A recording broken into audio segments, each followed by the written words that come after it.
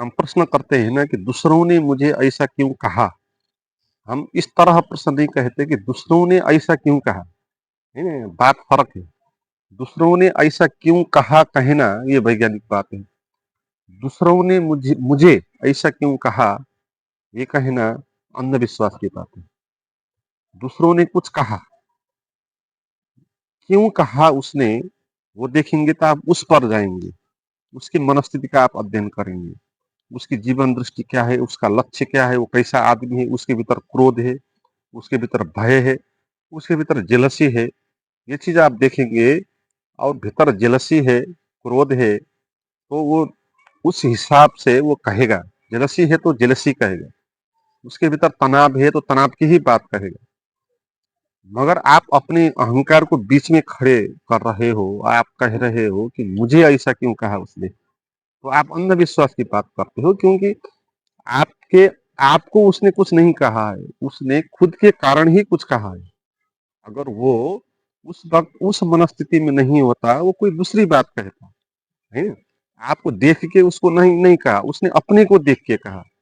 उसके भीतर क्या है उस हिसाब से कहा।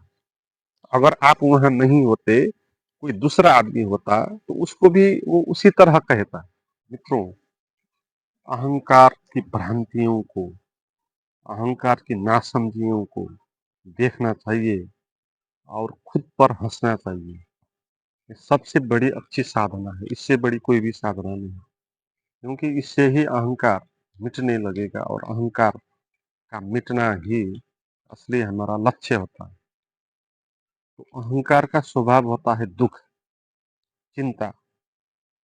जैसे आत्मा का स्वभाव होता है आनंद, ऐसे अहंकार का स्वभाव होता है दुःख। अहंकार चोटिल है, जैसे हमारे शरीर पे कहीं पर घाव होता है, इसी तरह ये अहंकार है। अहंकार एक बड़ा घाव है। आपके शरीर के किसी हिस्से पर घाव हो गया, आप कहीं पर चल रहे हो, बैठ रहे हो, जहाँ भी आपको धक्का लग जाए तो उसी घाव पर चोट आएगा। ऐसे ही इस अहंकार रूपी घाव को हम लेके चलते हैं, जहाँ भी इसको धक्का लग जाता है, वहीं पर इसको चोट हो जाता है। कोई कुछ कह देगा, कोई कुछ कह देगा। दिन भर ये अहंकार धक्के-मुक्के से चोटिल होता रहेगा। चाहेंगे, है ना?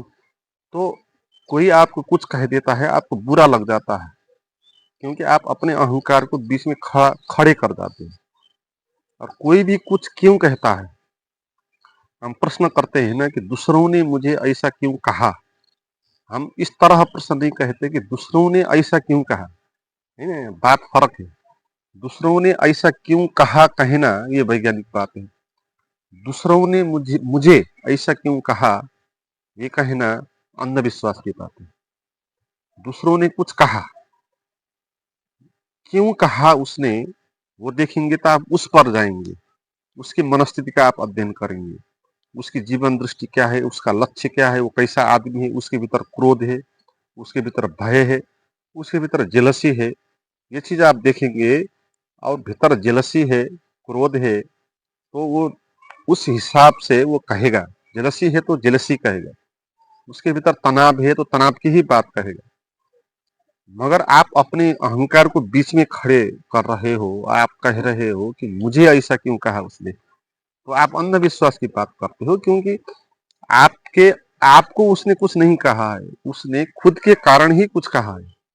अगर वो उस वक़्त उस मनस्थिति में नहीं होता, वो कोई दूसरी बात कहता, है ना? आपको देख के उसको नहीं नहीं कहा, उसने अपने को देख के कहा।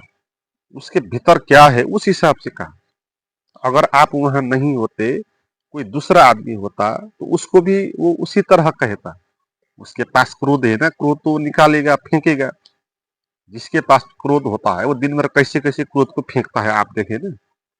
लोग दूसरों को देख के कुछ नहीं कहते, वो अपने भीतर क्या है उसको फेंकने के लिए कहते हैं। तो चाहे आप हो, उसके आगे कोई दूसरा हो, कोई तीसरा हो, जो भी हो, उसके पास वो क्रोध है तो क्रोध फेंकेगा, तनाव है तो तनाव फेंकेगा।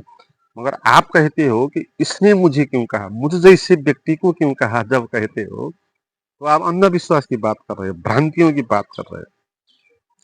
आप ये कह रहे हो उसने मुझे ऐसा क्यों कहा, दूसरों के आगे उसको कहना है तो ठीक है, कोई फर्क नहीं, मगर मेरे साथ क्यों कहा।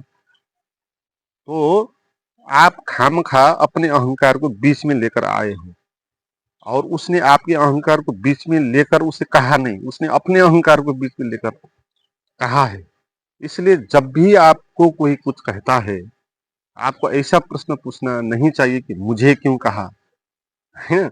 ऐसा प्रश्न पूछना चाहिए कि उसने ऐसा क्यों कहा, तब इसका आंसर आएगा। इसका आंसर आएगा कि उसने ऐसा इसीलिए कहा क्योंकि उसकी मनस्थिति ऐसी थी, उसके भीतर ऐसी वृत्तियां थी, वो वृत्तियों को निकाल रहा है। आप नहीं होती, कोई दूसरा होता तो उसको भी वो निकालता, इसलिए उसने ये कहा। ये राइट आंसर आपको मिलेगा और आप उससे मुक्त हो जाएंगे, फिर आप हंसेंगे, फिर है उसको देख के आपको दया भी आएगी, बेचारा भी कहेंगे, क्योंकि बेचारा कितना क्रोध में जी रहा है ये आपको दिखाई पड़ेगा। मगर आप अपने को बीच में लेकर आएंगे और कहने लग जाएंगे कि मुझे इसने ऐसा क्यों कहा, तो फिर आप भी फिर क्रोध में जीने लग जाएंगे, आप भी अपने अहंकार में जीने। उसने थी की थी गलती कुछ कह के, और आप भी उसको भोग रहे हो, गलती उसने किया और भोग रहे हो आप भी। तो खामखा आप हम अपने अहंकार को बीच में लेकर आते हैं और अपने अहंकार को चोटिल बनाते हैं और दुख में पड़ जाते हैं नासमझी के कारण।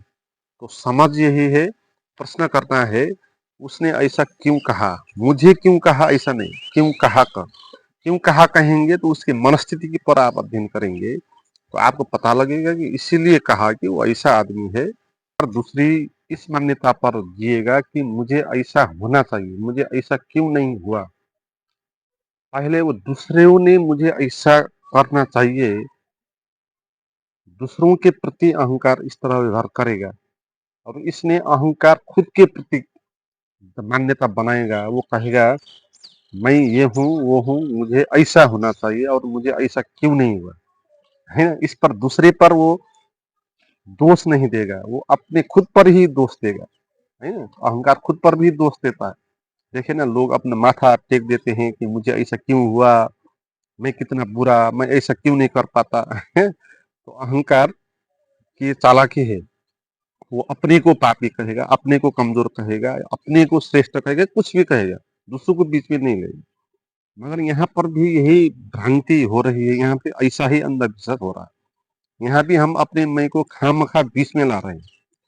आपका अहंकार अगर वहां नहीं होता खड़ा, तो भी आपके जीवन में जैसा होना था ऐसा ही होना था। अहंकार को बीच में खड़ा करने से आपके जीवन में कुछ बदल नहीं गया, आपने कुछ जीवन को भिन्न नहीं कर लिया, आपने जीवन को कुछ रूपांतर नहीं किया, बल्कि अहंकार को पैदा करने से आपने अपने जीवन में दुख को लेकर आए, टेंशन को लेकर आए, चिंता को लेकर आए। अगर देखने में ऐसा लगेगा कि मेरा जो मैं है अहंकार, उसी के होने के कारण मेरा जीवन आगे चल रहा है, हमको ऐसा लगेगा, तो हम अपने अहंकार को बीच में खड़े कर देंगे। अगर ये भ्रांति है, क्योंकि आप अगर अपने को मैं नहीं मानते तो भी क्या कुछ गलत हो जाता, क्या कुछ चीजें खत्म हो जाती।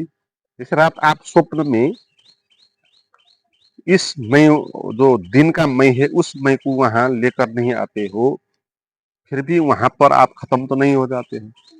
सुसुप्ति अवस्था में जब आप सोते हो, अंधकार हो जाते हो, आप बसते ही नहीं, तो भी कुछ नहीं फर्क पड़ता, आप होते हो। इसलिए आपका अहंकार नहीं होने से कुछ भी फर्क नहीं पड़ने वाला, मगर आपको लगता है कि अहंकार के होने के कारण ही सभी कुछ हो रहा है। इसलिए ये प्रश्न उठता है फिर कि ऐसा होना चाहिए मेरे जीवन में, मुझे ये मिलना चाहिए और ये मुझे क्यों नहीं मिला, और इसको मैं हासिल करके ही रखूंगा, है ना? ये अहंकार की बात। अहंकार चुनौतियां स्वीकार करेगा, अहंकार संघर्ष करने के लिए आगे बढ़ेगा। अहंकार का स्वभाव है संघर्ष करना, वो जीतना चाहेगा। मगर जो है ही नहीं, जिसका कोई अस्तित्व ही नहीं, उसको हम आगे खड़ा करते हैं और उसको खेल के मैदान में जीतने के लिए भेजते हैं, है ना? तो ये सब भ्रांति ही है। तो इसमें भी ये समझना है, दूसरे जो कहते हैं वो अपने हिसाब से कहते हैं, उनके कहने से मुझे कोई फर्क नहीं पड़ता। अगर फर्क पड़ता है तो मैं हंस लेता हूँ, क्योंकि मैं बेकार में अपने अहंकार को बीच में खड़े करके वो गलत करता है और मैं उसका सजा मैं भोग रहा होता हूँ। तो ऐसा समझ के खुद पर हंसना है।